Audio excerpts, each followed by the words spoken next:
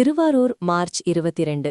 திருவாரூர் மாவட்டம் வலங்கைமான் குடமுருட்டி ஆற்றங்கரையில் பாடைக்கட்டி மாரியம்மன் என அழைக்கப்படும் மகா மாரியம்மன் கோவில் உள்ளது. இந்த கோவிலில் கிராம வழிபாட்டு தலமாகவும் சக்தி தலமாகவும் போற்றப்படுகிறது. சுமார் 300 ஆண்டுகள் பழமை வாய்ந்த இந்த கோவிலில் ஆண்டுதோறும் பங்குனி மாதம் 2வது ஞாயிற்றுக்கிழமை பாடைக்காவடி திருவிழா நடைபெறுவது வழக்கம். கடந்த வாரம் கொடியேற்றத்துடன் தொடங்கிய விழாவின் முக்கிய விழாவான பாடைக்கட்டி காவடி விழா இன்று நடைபெற்று வருகிறது. நோயால் பாதிக்கப்பட்ட மக்கள் தங்கள் நோய் குணமடைய வேண்டி மகா மாரியம்மனை வேண்டிக் கொள்வர்.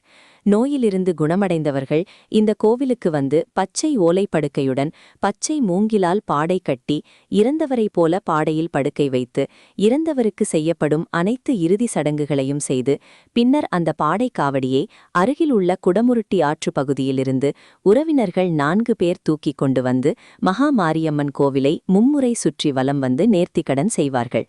அதன்படி இன்று நடைபெறும் பாடைக்காவடி திருவிழாவில் பக்தர்கள் பாடைக்காவடிகள், பால்குடம், பால் காவடி, பறவை காவடி, ஷெடில் காவடிகள் உள்ளிட்ட பல்வேறு காவடிகளை எடுத்து அம்மனுக்கு நேர்த்திக்கடன் செலுத்திய வண்ணம் உள்ளனர்.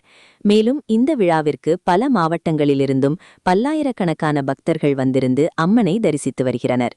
எங்குமே இல்லாத ஒரு திருவிழாவாக பாடைக்கட்டி நேர்த்திக்கடன் செய்யும் விழா இங்கு மட்டுமே நடைபெறுவது குறிப்பிடத்தக்கது.